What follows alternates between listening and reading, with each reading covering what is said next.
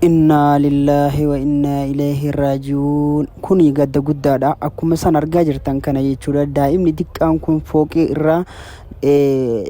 irraa darbamee du'ee jira. Akkuma san argaa jirtan daa'imni kun biyya Ijiptii Kaayiroo keessa. Haatni isaa akkuma san beektaa jirtan, akkuma asirratti argaa jirtan haati isaa qarqaaramaa turte. Dhukkuba kaansariitiin qabamtee ciisaa waggaa baay'ee miidiyaa kanarra olii gad deemaa jirti. Har'a ammoo rabbiin akka ofii fedhe jechuudha. Akka fedhe nama qormaata kunoo daa'imna isii fooqii irraa kufee amrii ta'ee jira. Hundumti keessan daa'ima kana warra jannatul firdawsii rabbiin haa taasisu.